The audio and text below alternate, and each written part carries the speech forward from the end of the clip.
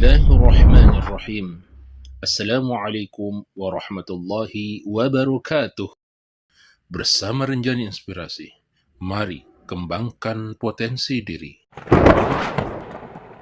Sahabat Rinjani Inspirasi dimanapun Anda berada, semoga kita senantiasa selalu dalam lindungan Allah Subhanahu wa Ta'ala. Salam sehat, sejahtera untuk kita semuanya. Di video sebelumnya, kita sudah bersama-sama mendengarkan bagaimana perjalanan hidup seorang anak kecil, yaitu seorang pemimpi yang bernama Kwan Siri Canakiat. Berawal dari sebuah impian untuk memiliki sepasang sepatu cantik.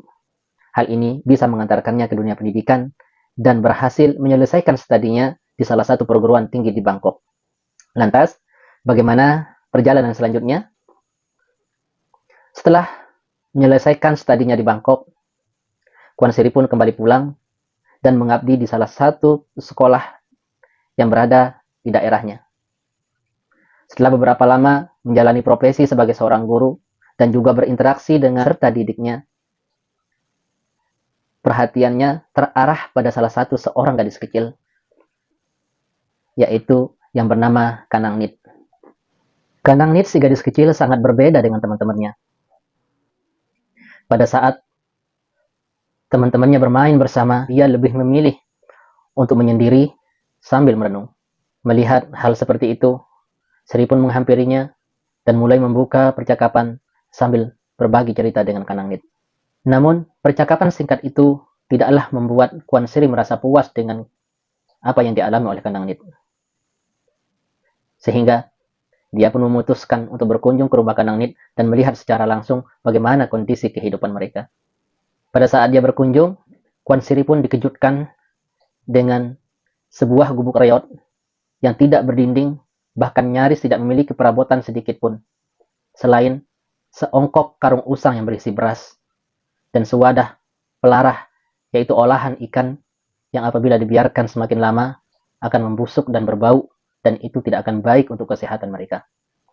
Dengan penuh penasaran, Kwan Siri pun mulai membuka percakapan dengan Kanang Nit dan kakeknya yang menderita skizofrenia. Si kakek dan si gadis kecil ini pun mulai bercerita bagaimana tentang kehidupan dan kondisinya. Adapun dinding-dinding rumahnya, sedikit demi sedikit mereka jual untuk biaya ibunya yang sedang berbaring di rumah sakit. Kwan Siri pun bertanya kembali kepada mereka, bagaimana dengan makanan dan kebutuhan mereka yang lainnya. Mereka pun menjawab, dia cukup dengan beras dan sewadah pelarah itu. Tidak lama kemudian, Kwan Siri pun mengakhiri percakapan dan berjalan pulang. Di tengah perjalanannya, bahkan pada saat dia mau tidur, pikirannya selalu berkecamuk memikirkan tentang kondisi kehidupan yang dialami oleh Kanang Nit. Sehingga sang pemimpi pun mulai berpikir bagaimana cara untuk menolongnya. Pada akhirnya, dia pun mulai membantu sedikit demi sedikit agar kehidupan si gadis kecil itu bisa lebih baik. Dia pun mulai memberikan bantuan uang pribadinya dan juga mengajarkan mereka bercocok tanam dengan harapan agar hasil tanaman mereka bisa dimanfaatkan untuk kebutuhan sehari-harinya. Tidak cukup dengan hal itu, Kwan Siri pun mulai mendatangi biro keuangan dan mencoba untuk bernegosiasi agar dinding gubuk reot itu bisa diperbaiki kembali. Bantuan demi bantuan yang diberikan Kwan Siri pada akhirnya mampu memberikan harapan kepada Kanang Nit. Dia pun mulai tersenyum ria dan mulai bermimpi untuk masa depannya. Dan tidak cukup dengan Kanang Nit, Kwan Siri pun mulai memperhatikan siswa-siswinya yang kurang lebihnya senasib dengan si gadis kecil itu. Kwan Siri pun mulai berpikir lebih keras agar bisa membantu kehidupan mereka. Sehingga Kwan Siri membentuk sebuah jaringan, sebuah organisasi untuk guru-guru setempat dengan tujuan agar para guru-guru di sana bisa lebih simpati dan empati terhadap siswa-siswi mereka. Yaitu dengan cara memahami mereka lebih dalam dengan berkunjung secara langsung ke setiap rumah-rumah peserta didik mereka.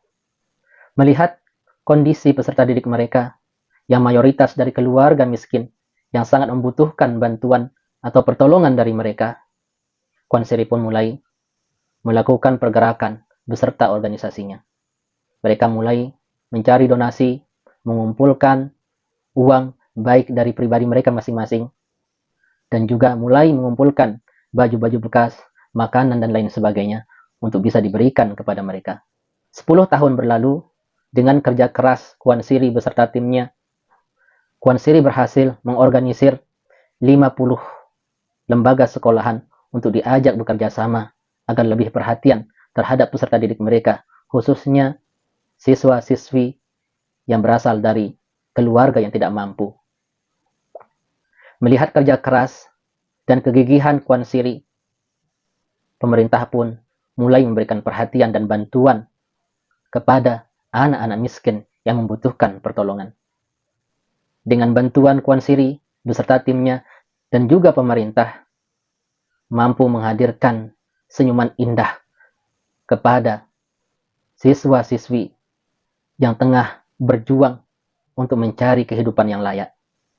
Mereka pun mulai merangkai mimpi-mimpi mereka untuk menatap masa depan mereka, sehingga kelak dengan harapan mereka bisa mendapatkan kehidupan yang lebih baik daripada sebelumnya.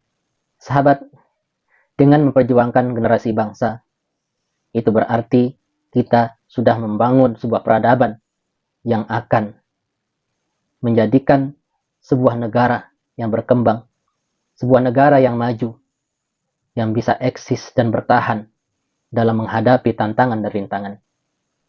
Ada beberapa hal yang bisa kita lakukan sehingga bisa bermanfaat untuk diri kita dan menjadi kontribusi yang besar kepada diri kita pribadi maupun terhadap kehidupan orang lain. Yang terpenting bagi kita adalah sejauh mana kita berjuang, sejauh mana kesungguhan kita untuk melakukan perubahan pada diri kita dan juga perubahan pada generasi bangsa sehingga mendatangkan kebaikan dalam kehidupan.